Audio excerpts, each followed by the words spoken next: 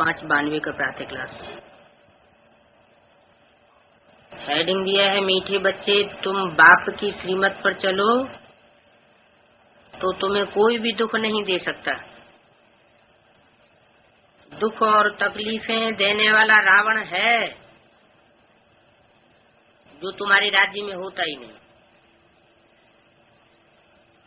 Record चला है, तुम्हें पाके हमने जहां पा लिया है। ओम शांति। बच्चे आए हैं बाप के पास और बच्चे जरूर आएंगे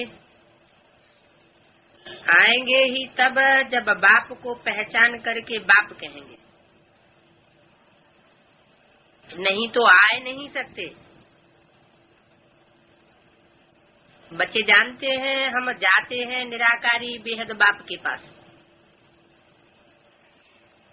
उसका नाम शिव बाबा है।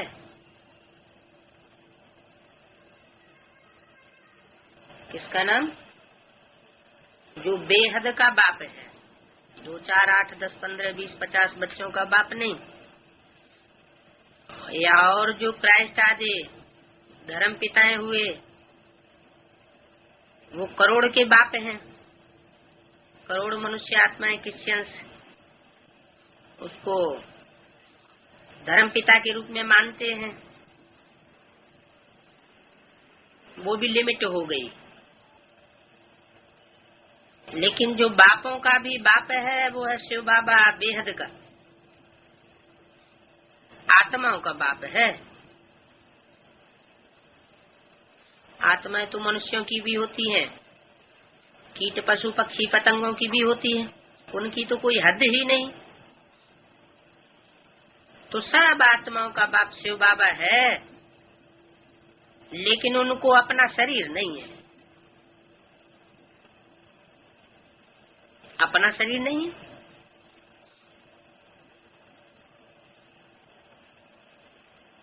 इसलिए उनका कोई भी दुश्मन बन नहीं सकता। क्यों नहीं बन सकता? जिसको अपना कोई रथ रूपी शरीर ही नहीं है तो उसमें स्वार्थ ही नहीं, तो दुश्मन बनने की बात ही नहीं। यहाँ दुश्मन बनते हैं तो राजाओं को मार डालते हैं। गांधी को मारा क्योंकि उनका तो शरीर था। बाप को तो अपना शरीर है ही नहीं, मारना चाहेंगे वो भी उसको जिसमें प्रवेश करता हूँ।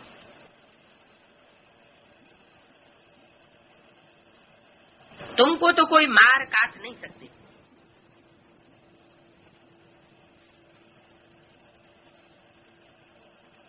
तो जो मुझे यथार्थ रीति जानते हैं उनको ही राज्य भाग देता हूँ।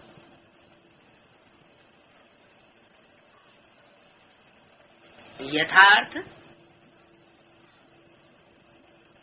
यथा माने जैसा, अर्थ माने असली जो उसका मीनिंग है, अर्थ है, वस्तुतः जैसा होना चाहिए उस अर्थ में जो मेरे को जानते हैं। जैसा शब्द होता है वैसा अर्थ होता है। नाम होता है काम के आधार पर, शास्त्रों में सभी नाम काम के आधार पर पड़े हुए हैं, तो उनका अर्थ नाम के आधार पर ही होगा। शिव बाबा, बाबा कहते हैं ग्रैंडफादर को। वो ऐसा फादर है जिसका कोई फादर नहीं, बापों का भी बाप है, सभी धर्म पिताओं का बाप है, और सबका कल्याणकारी, क्योंकि उसका कोई दुश्मन है ही नहीं। इसलिए नाम पड़ा है शिव, शिव अर्थात कल्याणकारी। तो जो मेरे को इस रूप में जानते हैं कि मैं ही सारी दुनिया का कल्याण करने वाला हूँ, कोई का कल्याण किए बगैर छोड़ता नहीं हूँ। ऐसे जानने वाले बच्चों को ही मैं राज्य भाग देता हूँ। उन्हों के राज्य भाग को कोई जला नहीं सकता, न पानी डुबो सकता है। किन्हों के राज्य भाग को? राज्य भाग देता हूँ लक्ष्मी नारायण को। उनके राज्य भाग में आग लगती ही नहीं, पानी की बाढ़ आती ही नहीं, किसी भी हालत में नहीं आ सकती। कोई प्राकृतिक प्रकोप नहीं होता। तुम बच्चे बाप से वर्षा लेने आए हो, अविनाशी राजधानी का वर्षा। मैं आकर तुम्हारी ऐसी राजधानी स्थापन करता हूँ जिसका कभी विनाश हो न सके, जिस राजधानी में कोई भी दुख अथवा तकलीफ दे न सके। वहाँ तकलीफ देने वाला कोई होता ही नहीं। तकलीफें देने वाला होता है रावण। रावण को 10 शीश दिखाते हैं।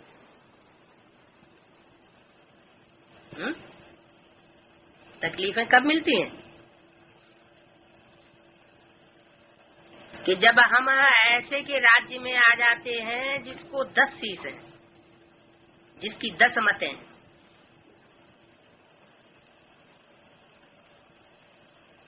बाप तो एक मत देने वाले हैं। एक मत पर चलने वाले को सदैव सुखी ही सुख, अनेकों मतों से दुख हो जाता है। सिर्फ रावण दिखाते हैं, मंदोदरी तो दिखाते ही नहीं। क्यों? चरित्र के आधार पर चित्र सिर्फ रावण का क्यों दिखाया है? रावण के चित्र में 10 मुख पुरुष के दिखाई दिए, स्त्री के मुख दिखाए ही नहीं। क्या कारण हुआ? मंदोदरी के सिर क्यों नहीं दिखाते? कोई तो कारण होगा।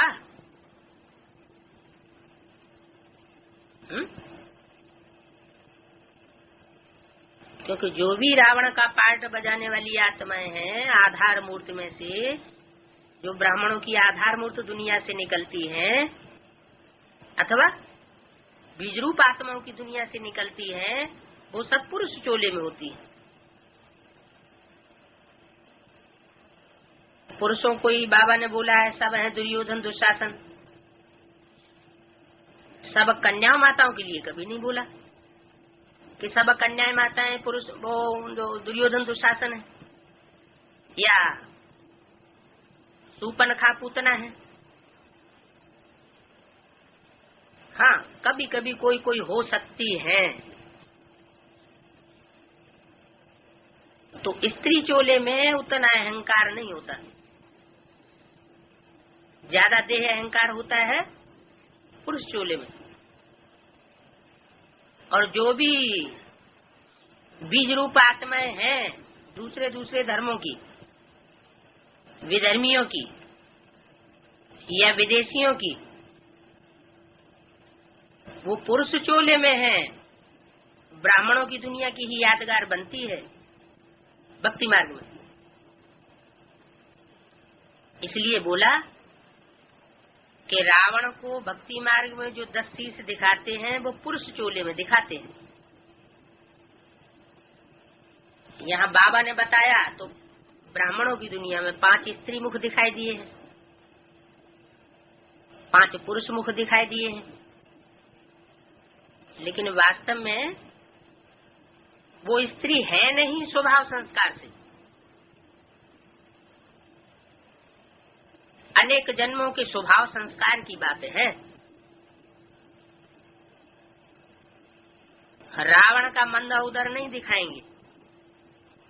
रावण तो प्रकांड विद्वान था, उदर माना पेट, जिसका बुद्धि रूपी पेट मंद हो उसका नाम रख दिया मंदोदरी। जो मंद उदर, वो मंद बुद्धि वाली आत्मा होती है, वो अपनी अकल नहीं चला सकती, राइट और रंग के बारे में खुद निर्णय नहीं कर सकती, तो दूसरों को मत कहाँ से देगी। तो उल्टी मत देने वाला है रावण। इसलिए रावण को 10 शीश दिखाते हैं पुरुष मुख, मंदोदरी को दिखाते नहीं, क्योंकि मंदोदरी ने ऐसी मत देने का कोई अपनी तरफ से कोई चरित्र नहीं किया है। उल्टी मत रावण ही देता है। हाँ, सिर्फ नाम रख दिया है, क्या मंदोदरी, तो नाम भी किस आधार पर रखा गया। जो उसने मंद बुद्धि का काम किया, अकल नहीं चलाई, किसकी मत पर चलना चाहिए किसकी मत पर नहीं चलना चाहिए, तो नाम मंदोदरी पड़ गया। रावण की स्त्री थी। स्त्री का धर्म क्या होता है, किसकी मत पर चलना है उसे। स्त्री का धर्म होता है पति की मत पर चलना। पति को परमेश्वर कहा जाता है भारतवर्ष में। स्त्री का पति ही परमेश्वर है, वो जैसे चलाए वैसे चले। तो रावण की स्त्री थी, तो यहाँ रावण राज्य में तुमको तकलीफ हो सकती है, वहाँ तो रावण का राज्य ही नहीं होता। रावण के अपोजिशन में किसका राज्य होता है, राम का राज्य होता है। बाप तो है निराकार, उनको तो कोई मार काट नहीं सकता। तुमको भी ऐसा बनाते हैं जो तुमको शरीर होते भी कोई दुख न हो सके। क्या तुमको भी ऐसा बनाते हैं जो तुमको शरीर होते हुए भी कोई दुख हो न सके। कैसा बनाते हैं, ऐसी संपन्न स्टेज वाला बनाते हैं। तो ऐसे बाप की मत पर चलना पड़े। कैसे बाप की मत पर, जो स्वयं निराकारी निर्विकारी निरहंकारी है। बाबा ही ज्ञान का सागर है, और कोई यह ज्ञान दे नहीं सकता। ब्रह्मा द्वारा सभी शास्त्रों का सार समझाते हैं। ब्रह्मा है शिव बाबा का बच्चा, ऐसे नहीं कि विष्णु की नाभि से निकला है। कोई स्थूल नाभि की तो बात ही नहीं। अगर नाभि कहें तो शिव बाबा की नाभि कमल से निकला।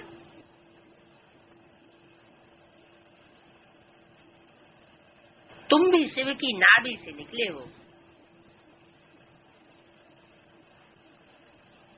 बाकी चित्र तो सब रंग बनाए हुए हैं। एक बाबा ही राइटियस है और रावण अनराइटियस बनाए देते हैं। तो ये खेल है, इस खेल को तुम ही जानते हो। कब से रावण राज्य शुरू हुआ, कैसे मनुष्य गिरते गिरते पट्ट में आ पड़े। ऊपर कोई चढ़ नहीं सकता। बाप के पास जाने का जो रास्ता बताते हैं वो और ही जंगल में डाल देते हैं, क्योंकि खुद ही रास्ता नहीं जानते हैं। न बाबा के घर का रास्ता जानते हैं और न स्वर्ग का रास्ता जानते हैं। जो भी गुरु लोग आज हैं वो सब हठ योगी है, अपनी बात की हठ पकड़ लेते हैं कि हमारी बात सच्ची है, घर बार छोड़ देते हैं। बाबा कोई घर बार छुड़ाते नहीं हैं। कहते हैं भले घर गृहस्थ में रहकर पवित्र बनो। कुमार और कुमारी पवित्र हैं। द्रौपदियां पुकारती हैं कि बाबा हमको बचाओ, हम पवित्र बनकर कृष्णपुरी में जाना चाहती हैं। कन्याएं भी पुकारती हैं, बाबा हमको तंग करते हैं, मारते हैं कि विकारी बनना ही होगा। इसकी बात हो रही है।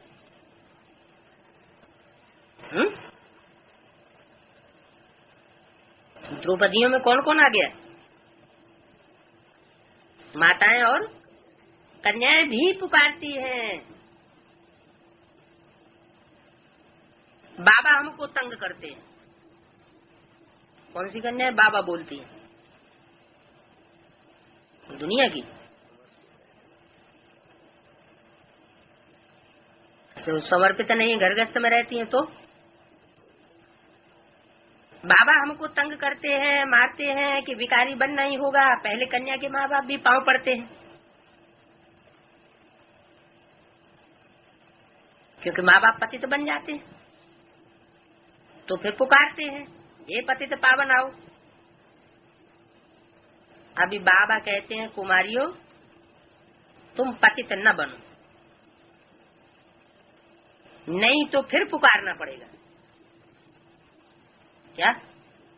अरे ये क्या बात हुई? अभी तो बाबा आ गया।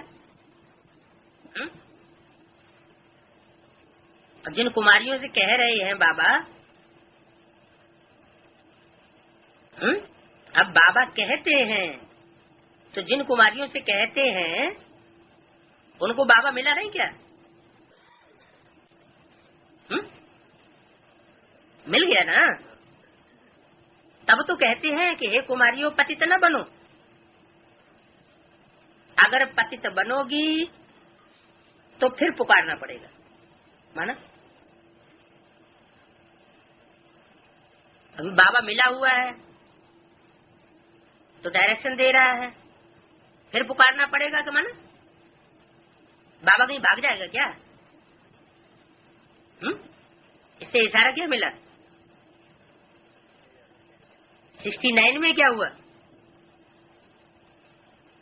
वो ब्रह्मा कुमारियों को प्रैक्टिकल में मिला हुआ है या पुकार रही है, आवाहन कर रही है, हे पतित पावन आओ। ऐसे थोड़े ही कोई तुमको गले में फांसी डाले तो तुम उनको डालने देंगी? नहीं डालने देंगी ना। तुम कोई जानवर थोड़े ही हो, तुमको तो अपने आप को बचाना है। बाबा आया ही है पावन बनाने के लिए। कहते हैं स्वर्ग की बादशाही का वर्षा देने आया हूँ, इसलिए पवित्र बनना पड़ेगा। पतित बनेंगे तो फिर पतित होकर मरेंगे।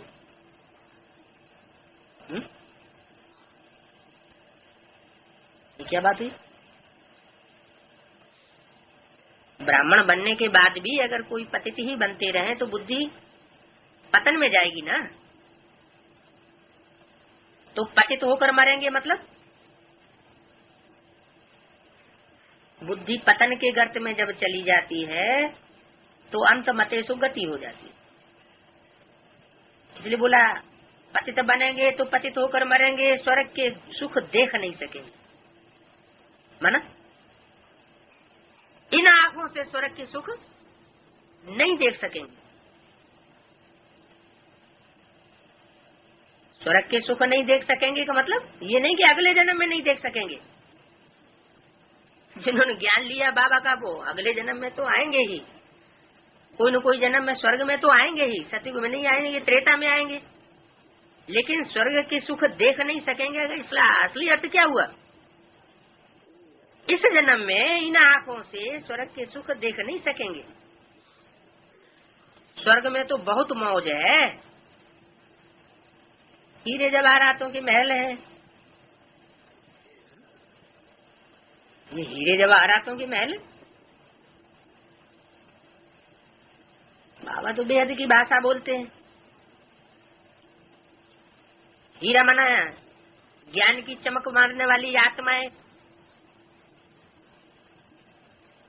जवाहरात अनेक प्रकार के होते हैं, हीरा, पन्ना, माणिक, मोती, मूंगा, नवरत्न है, उन्होंने तो जड़ रत्न समझ लिए, है चैतन्य रत्नों की बात।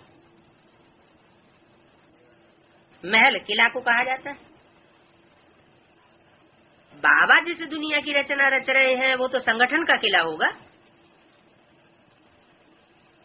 तो ऐसे हीरे जवाहरात जैसी आत्माओं के संगठन का किला बाप तैयार कर रहे हैं, जिस किले के लिए बोला है कि पांडवों का किला ऐसा बन जाएगा जिसमें कोई भी विकारी पांव रख न सके।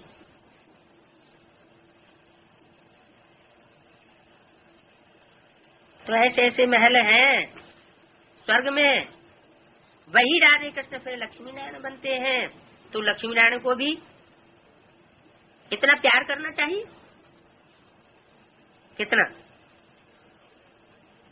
लक्ष्मी नारायण को भी कितना प्यार करना चाहिए, कितना जितना राधा कृष्ण को करते हैं। अच्छा, कृष्ण को प्यार करते हैं, फिर राधे को क्यों गुम कर रही है?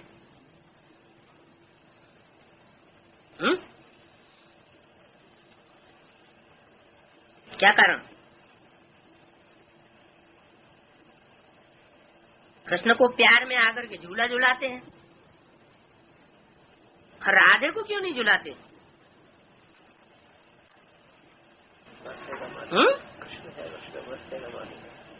क्यों? कृष्ण के साथ राधा को वर्षा नहीं मिलता है? यहाँ क्या करेंगे? यहाँ प्यार करेंगे तो वहाँ भी मिलेगा क्या? अच्छा, कृष्ण को प्यार करते हैं, फिर राधे को क्यों गुम कर दिया है? कृष्ण जन्माष्टमी मनाते हैं और अपनी हमजिन्स राधे, जिसको जगदम्बा कहते हो, उनको क्यों नहीं पूजते हो? पूजने की बात नहीं है।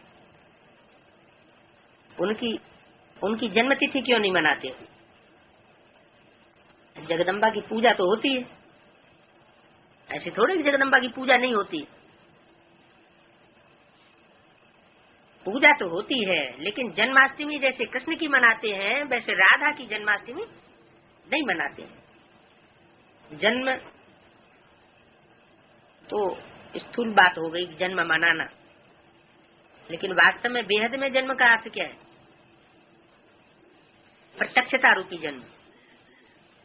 जैसे बच्चा पहले गुप्त होता है, गर्भ में होता है, फिर बाद में जब बाहर प्रत्यक्ष होता है दुनिया में, तो कहा जाता है जन्म हुआ। तो ऐसे ही आत्माएं अभी ज्ञान गर्भ में है, जब उनके पार्ट डिक्लेयर होने लगे दुनिया में तो कहेंगे जन्म हुआ। जैसे लक्ष्मी नारायण के लिए बोला मुरलियों में, इन लक्ष्मी नारायण का जन्म कब हुआ? आज से 10 वर्ष कम 5000 वर्ष हुआ, तब लक्ष्मी नारायण का जन्म हुआ। तो जिस समय ये वाणी बोली गई है उसमें 10 साल और ऐड कर दिए जाए तो सन 76 आ जाता है। माना सन 76 में ब्राह्मणों की दुनिया में लक्ष्मी नारायण बनने वाली आत्माएं ब्राह्मणों की दुनिया में, कुछ ब्राह्मणों की बुद्धि में प्रत्यक्ष हो जानी चाहिए। इसलिए बोला सन 76 है बाप का प्रत्यक्षता वर्ष। बाप माना शिव बाप, किसके द्वारा प्रत्यक्ष होते हैं? बाप तो बच्चों को ही द्वारा प्रत्यक्ष होते हैं। तो जो नर से डायरेक्ट नारायण बनने वाली आत्माएं हैं इसी जन्म में, जो इन्हीं आंखों से स्वर्ग के सुख देखती हैं, जैसा अभी बोला, तो वो पहला नंबर पेयर है लक्ष्मी नारायण, नर से नारायण बनने वाले। उनके लिए बोला कि लक्ष्मी नारायण को इतने भव्य मंदिर बनाते हैं और जगदम्बा का छोटा सा मंदिर बनाते हैं, छोटी सी मूर्ति बनाते हैं। ऐसा क्यों? कोई तो कारण होगा। जगदम्बा तो राधा का ही दूसरा नाम है, संगम युग का। सरस्वती जगदम्बा कहते हैं। तो कम सर्विस की है तो छोटा मंदिर बनाते, बड़ी सर्विस की है तो बड़ा मंदिर बनाते हैं। तो बोला कृष्ण को झूला झुलाते हो, राधे को क्यों नहीं झुलाते? यहाँ झूला कौन सा है? झूले में क्या होता है? झूले में पैर बढ़ाते हैं तो अभी अभी ऊपर जाएगा एकदम, और अभी अभी नीचे आएगा। कभी दाईं ओर ऊपर जाएगा, कभी बाईं ओर ऊपर जाएगा, फिर नीचे आएगा। तो ज्ञान में चलने वालों की बुद्धि को जब लोरे दिए जाते हैं ज्ञान के, तो बोला हुआ है हमें उन राहों पर चलना है जहाँ चढ़ना और उतरना है, जहाँ गिरना और संभलना है। चढ़ाई भी होती है, उतराई भी होती है, गिरना भी होता है, संभलना भी होता है। ज्ञान भल कोई कितना भी अच्छा उठाए, ज्ञान देने वाला भी ऊंचे से ऊंचा है, फिर भी ये उतार चढ़ाव क्यों होता है? वो तो नहीं होना चाहिए। वो इसलिए होता है कि 63 जन्मों में हमारी आत्मा कभी अच्छे कर्म करती है, कभी बुरे कर्म करती है। जब अच्छे कर्म करती है, वो शूटिंग पीरियड में रील उभरती है तो अच्छी अवस्था बन जाती है। ज्ञान के पॉइंट्स बुद्धि में अच्छी रमण करते हैं, और जब अवस्था अच्छी नहीं होती है तो जरूर ऐसी रील खुल गई है जिसमें हमने बुरे कर्म किए। तो ये हमारा झूला हुआ ज्ञान का। जरूर कृष्ण की सोल ने ज्ञान का झूला आत्माओं को जागती झुलाया है। राधा अर्थात जगदम्बा की सोल ने नहीं झुलाया है। इसलिए लक्ष्मी के 4 हाथ दिखाते हैं, महालक्ष्मी जिसे कहा जाता है। लेफ्ट हैंड में ज्ञान का कलश दिया जाता है और राइट हैंड से ज्ञान को बांटा जाता है। तो बांटने वाले हाथ का ज्यादा भाग्य बनेगा या सिर्फ जो बहन करने वाला हाथ है उसका ज्यादा भाग्य बनेगा? बांटने वाले का ज्यादा भाग्य बन जाता है। इसलिए लक्ष्मी नारायण के भव्य मंदिर बनाते हैं बड़े बड़े, और जगदम्बा का छोटा मंदिर बनाते हैं। तो कृष्ण को झूला झुलाते हो, ये भी तुम्हारी भूल है क्या? है? हम बाबा कहते हैं ये भी तुम्हारी भूल है, जो कृष्ण को तुम झूला झुलाते हो। माताएं कृष्ण को बहुत प्यार करती है, और राधे को उतना नहीं करती है। और फिर ब्रह्मा जो कृष्ण बनने वाला है, उनकी भी इतनी पूजा नहीं है। ब्रह्मा की इतनी पूजा नहीं है। इतनी माना कितनी? जितनी कृष्ण की पूजा है। जगदम्बा की तो बहुत पूजा करते हैं। अब देखो ये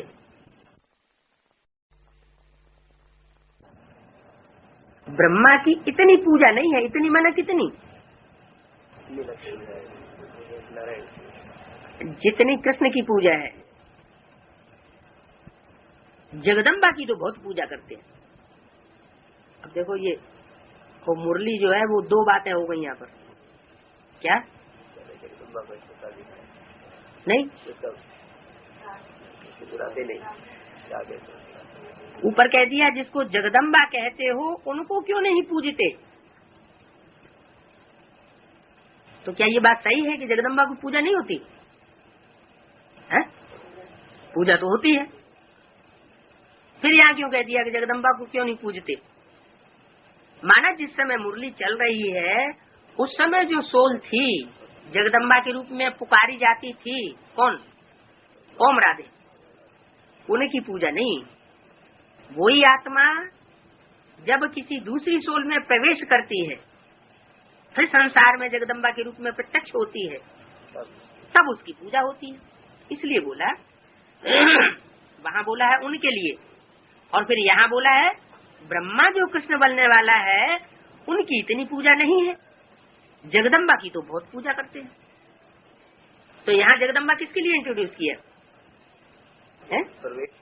जिसमें प्रवेश हुआ उस स्वरूप की बात हुई। जगदम्बा की तो बहुत पूजा करते हैं, जो सरस्वती की बेटी है। क्या कहा? माना उस जगदम्बा को जगदम्बा के रूप में कर्तव्य करने के लिए प्रेरित करने वाली कौन हुई? सरस्वती। सरस्वती माना ओम राधे की सोल। जरूर ओम राधे की सोल ने शरीर छोड़ने के बाद भी जो सूक्ष्म शरीर धारण किया उससे कोई ऐसी कन्या की सेवा की है जिससे वो जगदम्बा का रूप धारण करती है प्रेरित होकर। आदिदेव ब्रह्मा का सिर्फ अजमेर में मंदिर है और कहीं यादगार मंदिर नहीं है। कहाँ मंदिर है? अजमेर। जरूर अजमेर में ही उन्होंने सेवा की होगी और दूसरी जगह संसार में सेवा नहीं हो सकी। अजमेर नाम क्यों दिया? अज माना बकरा बकरी, मेढ़ माने मेढ़ा। भेड़ बकरियों का जो देश है वहाँ की सेवा की। माने ब्रह्मा ने कहाँ सेवा की? ऐसे स्थान पर सेवा की जहाँ भेड़ बकरियां रहती हैं। एक गड्ढे में जाएगी तो सारी उसके पीछे पीछे गड्ढे में चली जाएंगी।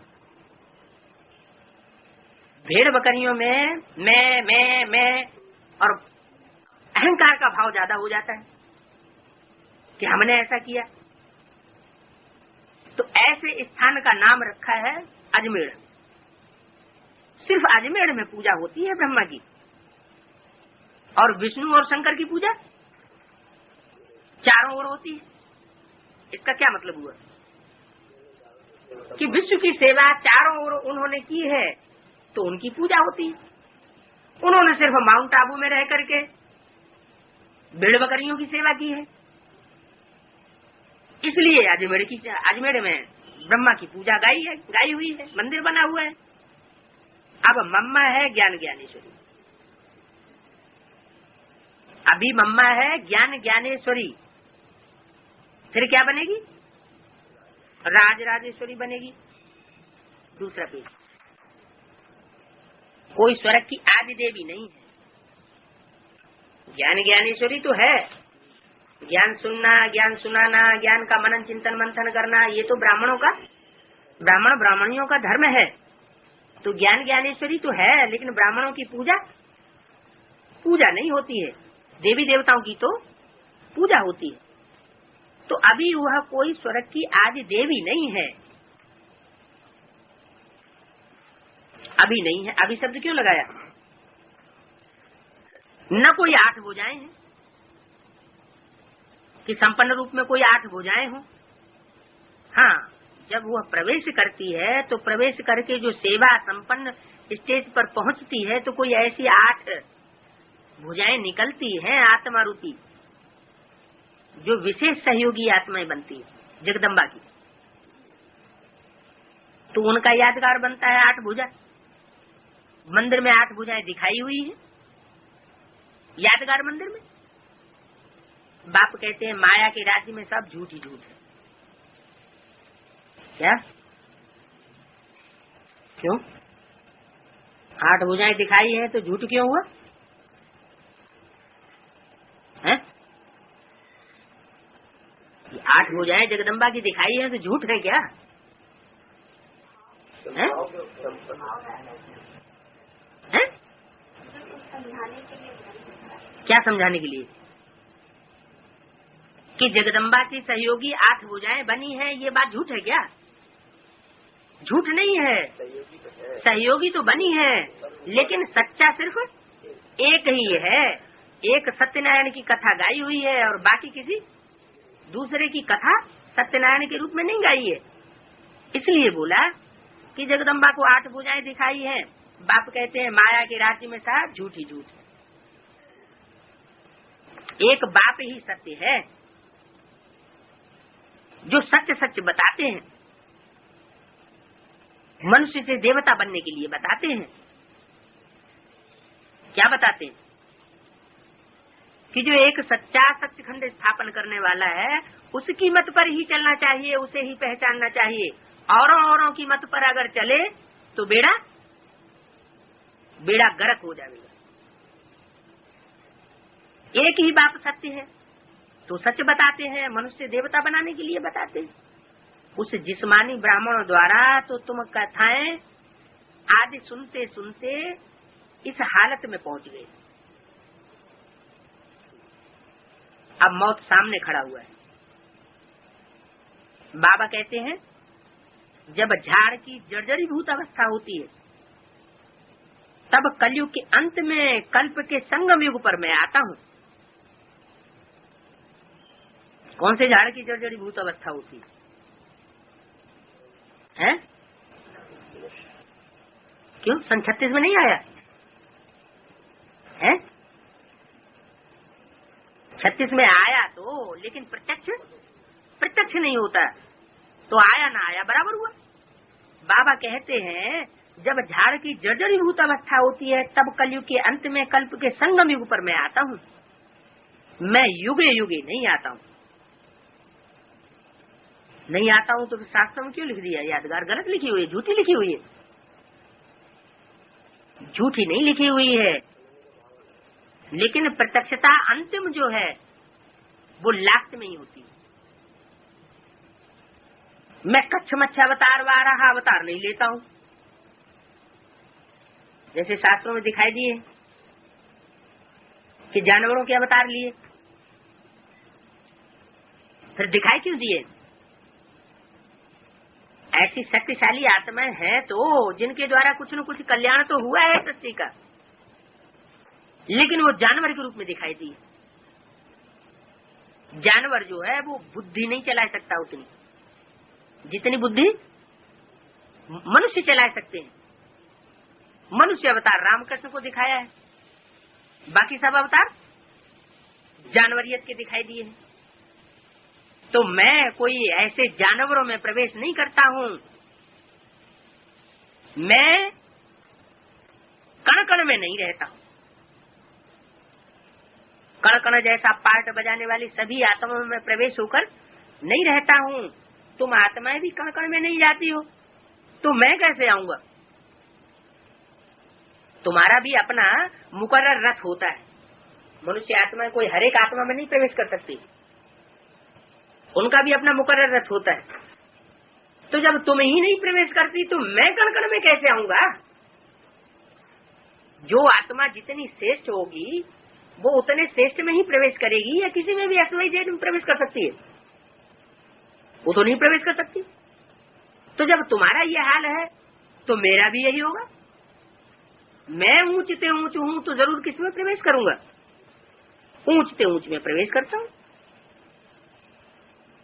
मनुष्य के लिए कहते हैं कि वह जानवर भी बनते हैं। शास्त्रों में क्या लिख दिया है? मनुष्य 84 लाख योनियों में भ्रमण करता है। तो 84 लाख योनियों में भ्रमण नहीं करता है। वास्तव में मनुष्य आत्माएं जो हैं वो 84 लाख योनियों जैसा पार्ट बजाती है।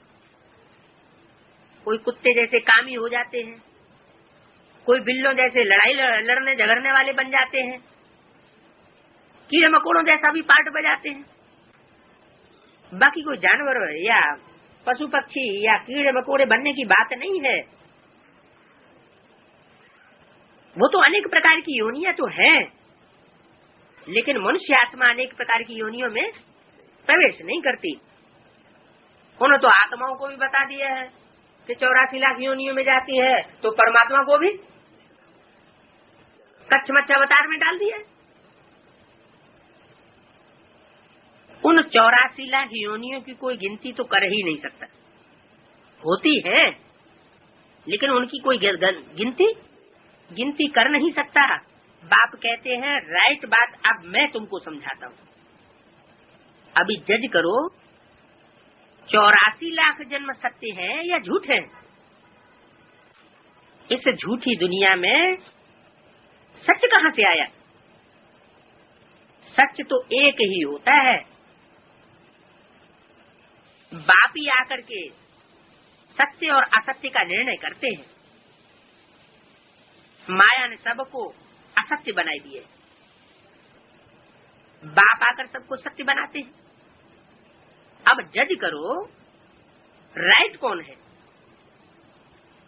तुम्हारे इतने गुरु गोसाई राइट है या एक बाप राइट है? एक राइटियस बाबा ही राइटियस दुनिया की स्थापना करते हैं। वहाँ बेकायदे कोई काम होता नहीं है। वहाँ किसको विष मिलता ही नहीं है। क्यों? वहाँ विष क्यों नहीं मिलता? क्योंकि वहाँ पक्का हो जाता है राधा की कृष्ण में ही दृष्टि डूबेगी, कृष्ण की दृष्टि राधा में ही डूबेगी। एक के प्रति प्यार करने का मादा यहाँ बाप पक्का करके जाते हैं। जिन आत्माओं में एक के प्रति स्नेह पक्का करने का मादा नहीं होता, उनको कहते हैं जाओ ऊपर बैठ जाते। 2500 वर्ष तक तुम विभिचारी प्रकृति की आत्माएं हो, मूढ़ा जन्मनि जन्मनि। तुम जन्म जन्म उसी विभिचारी दुनिया में आकर के जन्म लेने योग्य हो, इसलिए तुम ऊपर बैठो। बाकी जो जितने आप विभिचारी बनते हैं परसेंटेज में, उतना आकर के अब विभिचारी दुनिया में सुख भोगते हैं। तो बोला बाप आकर सबको सत्य बताते हैं। वहाँ बेकायदे कोई काम होता ही नहीं। वहाँ किसी को विष नहीं मिलता। विष माना नहीं, विकृति तो सतयुग के आदि से ही होती है। विकृति अगर न हो तो आत्माएं नीचे क्यों गिरती है? विकृति तो होती है लेकिन व्यभिचार नहीं होता। दृष्टि का सुख भोगते हैं कि नहीं भोगते हैं देवता? मुख का प्यार होता है या नहीं होता है? त्रेता में बाहु का प्यार, भुजाओं का प्यार होता है या नहीं होता है? बाहु पास में बंधते हैं या नहीं बंधते हैं? बंधते हैं। तो स्नेह तो होता है लेकिन उच्च कोटि का स्नेह होता है। जानवरों में जैसे व्यभिचार पनपता है, जानवरों में न कोई किसी की बहन होती है, न कोई किसी की माँ होती है। क्यों होती है? नहीं होती। तो ऐसा व्यभिचार वहां नहीं होता है।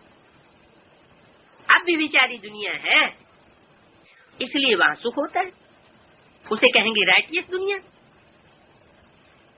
जहां व्यभिचार पनपता है उसे कहेंगे अनराइटियस दुनिया। वहां बेकायदे कोई काम नहीं होता।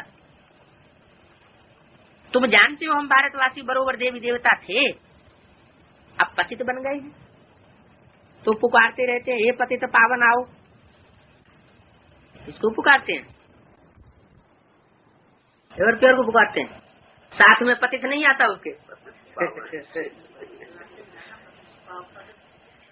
इसलिए पतित शब्द पहले लगा हुआ है और पावन शब्द बाद में लगा हुआ है, क्योंकि वो पहले पतित है और बाद में पावन बनता है। एवर प्योर आता तो है पहले, लेकिन वो जब तक पतित में प्रवेश न करे और पतित पावन न बन जाए तब तक दुनिया का कल्याण नहीं हो सकता। इसलिए बोला हे पतित पावन आओ, पुकारते हैं। यथा राजा रानी तथा प्रजा सब पतित हैं, तब तो लक्ष्मी नारायण आदि को पूजते हैं। भारत में ही पवित्र राजाएं थे, अभी अपवित्र हैं, पवित्र को पूजते हैं। क्या पूजा किसकी की जाती है?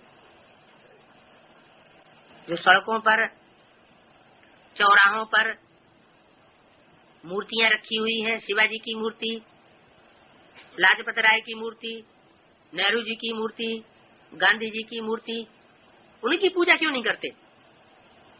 क्यों पूजा क्यों नहीं करते?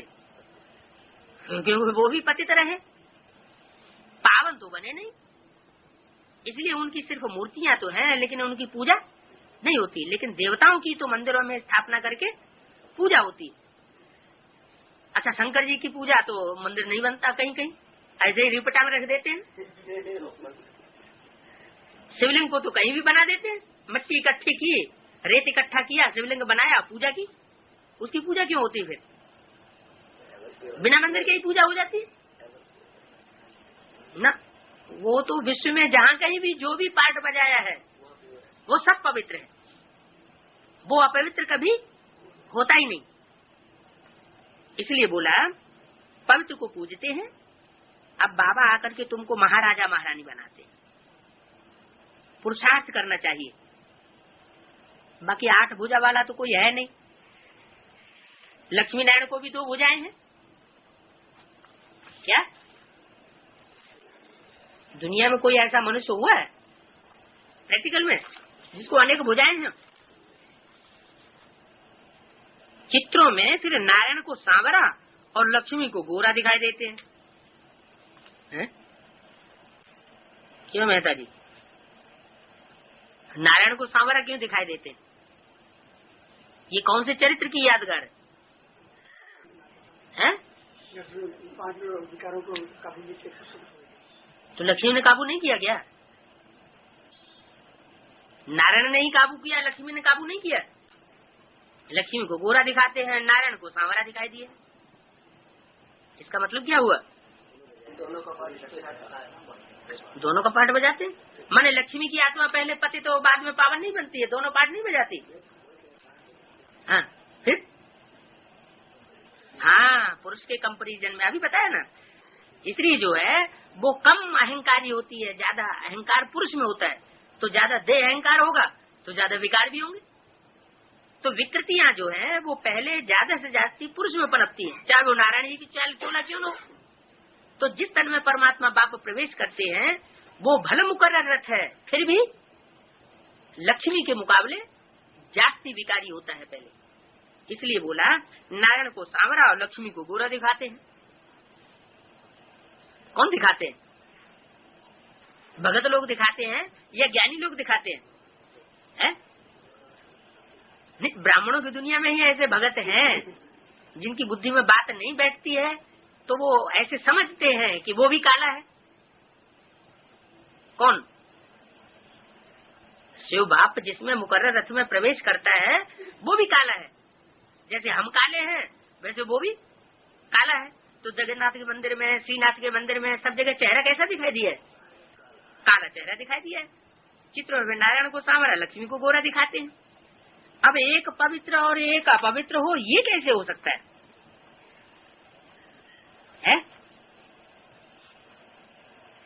पतित बनेंगे तो दोनों बनेंगे, पावन बनेंगे तो दोनों बनेंगे। तो चित्र ये सब झूठे हुए ना। अभी बाप समझाते हैं राधा कृष्ण दोनों गोरे थे, फिर काम चिता पर बैठ दोनों सांवरे हो गए। एक गोरा एक सांवरा तो हो नहीं सकता। कृष्ण को श्याम सुंदर कहते हैं, क्या कहा? कृष्ण को श्याम सुंदर कहते हैं, राधे को श्याम सुंदरी क्यों नहीं कहते हैं? क्यों नहीं कहते हैं? कारण चाहिए है? हाँ, तो कारण चाहिए ना, क्यों कहते हैं? जरूर पुरुषार्थ जब करते हैं, स्त्री पुरुष दोनों ही पुरुषार्थ करते हैं, तो स्त्री पहले पहले पुरुषार्थ को अच्छा पकड़ लेती है। आज की भी दुनिया में देखा जाए तो कन्याएं अच्छा पुरुषार्थ करती हैं। जो पंडुए है, कुमार है, वो नहीं, पढ़ाई भी अच्छी नहीं पढ़ेंगे तो नौकरी में भी अच्छा काम नहीं करेंगे। तो ऐसे ही बताया कि राधे को श्याम सुंदर क्यों नहीं कहते, कृष्ण को क्यों श्याम सुंदर कहते हैं? कारण क्या हुआ? कृष्ण का पुरुष चोला पुरुषार्थ करते समय और राधे का स्त्री चोला होता है। तो जोड़ा तो एक जैसा होना चाहिए, दोनों पावन होना चाहिए, या तो दोनों पति तो होना चाहिए। एक को गोरा और एक को सांवरा क्यों दिखाई दिया? या कृष्ण को श्याम सुंदर दोनों नाम दे दिए, राधे को श्याम सुंदरी नहीं कहते हैं। अभी तुम ज्ञान चिता पर बैठे हो, फिर तुम काम चिता पर क्यों बैठते हो?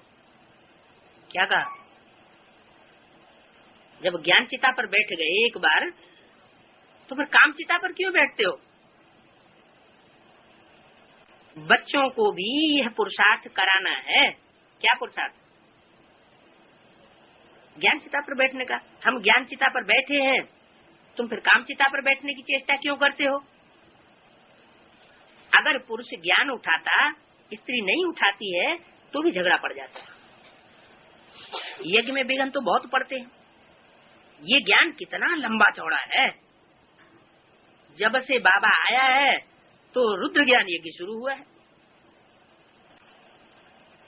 जब तक तुम ब्राह्मण न बनो तब तक देवता बन नहीं सकते।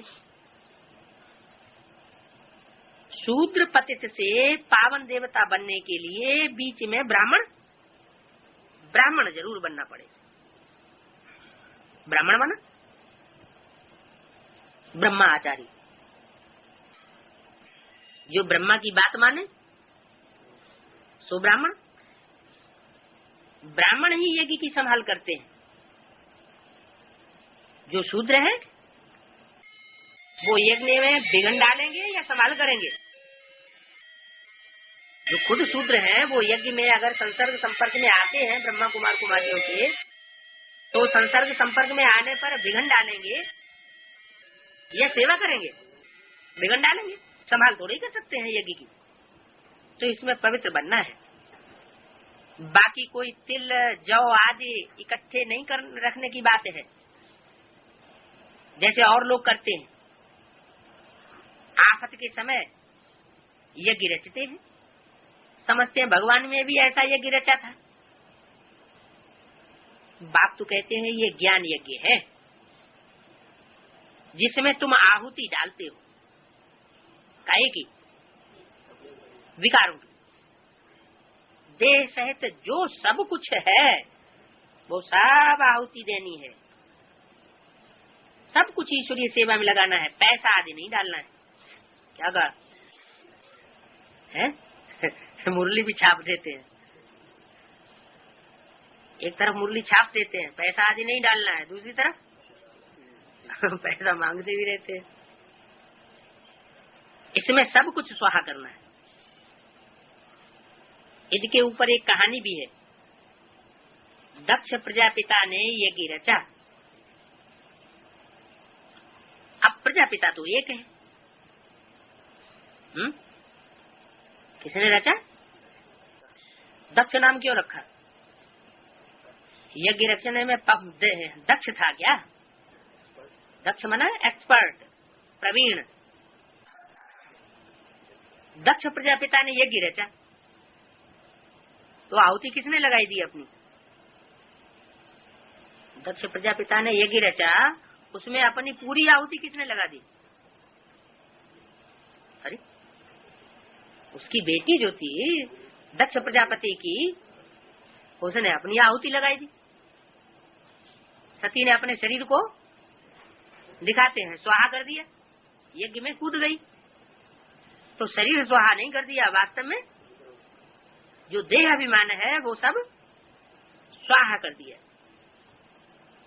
अब प्रजापिता तो एक है, प्रजापिता ब्रह्मा, फिर दक्ष प्रजापिता कहाँ से आ गया? कहाँ से आया? तो जवाब होना चाहिए ना है? अरे दक्ष होगा, ट्रेंड होगा तो सफल होगा या असफल होगा? तो सफल होगा। पूरा दक्ष नहीं होगा, पूरा ट्रेंड नहीं होगा तो असफल हो सकता है। तो कहाँ से आया? ब्राह्मण की दुनिया में से ही आया होगा ना। बाप प्रजापिता ब्रह्मा द्वारा ये रचते हैं, ऐसे नहीं सिर्फ ब्रह्मा द्वारा रचते। तुम अब ब्राह्मण हो, तुमको मिलता है दादी का वर्षा। तुम कहते ही हो हम शिव बाबा के पास आए हैं, क्या रहा ब्रह्म? ये शिव बाबा की पोस्ट ऑफिस है। कौन है? शिव बाबा की पोस्ट ऑफिस कौन है? ब्रह्मा बाबा। चिट्ठी भी लिखो तो शिव बाबा, क्या रहा ब्रह्मा। बाबा का निवास इसमें है। ये सब ब्राह्मण पावन बनने के लिए ज्ञान योग सीख रहे हैं। तुम ऐसे नहीं कहेंगे हम पतित नहीं है। क्या कहा? ब्राह्मणों कोई ऐसे कह सकता है कि हम पतित नहीं है? ऐसे कोई छाती ठोक करके नहीं कह सकता कि हम पतित नहीं हैं। हम पतित हैं, परंतु पतित पावन हमको पावन बनाए रहे हैं। क्या अंतर? क्या बता दो? हम पतित तो हैं, लेकिन तुमको नहीं बनाए रहे हैं। हमको पतित पावन बाप पतित से पावन बनाए रहे हैं। और कोई मनुष्य मात्र पावन है नहीं, तब तो गंगा स्नान करने जाते हैं। क्या कहा? चाहे जड़ गंगा हो चाहे चैतन्य गंगा हो, स्नान करने क्यों जाते हैं? चैतन्य गंगा में भी स्नान करने जाते हैं, तो क्यों जाते हैं? कारण पावन नहीं है इसलिए जाते हैं। अभी तुम जानते हो कि एक सतगुरु बाबा ही हमें पावन बनाते हैं। क्या? ये ज्ञान गंगाएं जो है, चाहे जड़ हो चाहे चैतन्य हो, वो पावन नहीं बना सकती। उनकी श्रीमत है, बच्चे तुम मुझे एक के साथ अपना बुद्धि योग जोड़ो। क्या? बुद्धि योग भी एक के साथ कब जोड़ेगा? नहीं। गीत तो बनाई दिया है, जहाँ हमारा तन होगा वहाँ हमारा मन होगा, जहाँ हमारा धन लगेगा वहाँ हमारा मन लगेगा। नियम क्या बताई दिया? गीत में नियम पूरा बताई दिया कि जहाँ हम अपना धन अर्पण करेंगे वहाँ हमारा मन जरूर भागेगा, जहाँ हम अपने तन की ताकत लगाएंगे वहाँ हमारा मन जरूर जाएगा। तो तुम मुझे एक के साथ अपना बुद्धि योग जोड़ो, जज करो। क्या? क्या जज करो? ये जज करो कि हमारा बुद्धि योग दूसरों में जाता है या एक में जाता है। चाहे उन गुरुओं के पास जाओ, चाहे मेरी मत पर चलो। है खरी बात भड़कावादी कह दी। बहुत खरा बोल रहे हैं। चाहे उन गुरुओं के पास जाओ, चाहे मेरी मत पर चलो। तुम्हारा तो एक ही बाप टीचर सदगुरु है। क्या? तुम्हारा वो एक ही है जो बाप भी है, वो टीचर भी है, और सतगुरु भी वो ही है। सतगुरु। और बाकी सब गुरु कैसे हो गए? एक सतगुरु है तो बाकी सब ऑटोमेटिक क्या हो गए? बाकी तो ऑटोमेटिक झूठे हो गए ना। तो बोला बेहद का बाप सभी मनुष्य मात्र को कहते हैं, सिर्फ एक को नहीं कहते, दो को नहीं कहते, मनुष्य मात्र को कहते हैं आत्माभिमानी बनो। देवताएं आत्माभिमानी होते हैं, यहाँ तो ये ज्ञान किसी में है ही नहीं। सन्यासी तो कह देते हैं आत्मा सो परमात्मा, ब्रह्म तत्व में लीन हो जाते हैं। क्या? जो हमारी आत्मा है सो परमात्मा बन जाती है, शिवो हम बन करके बैठ जाते हैं।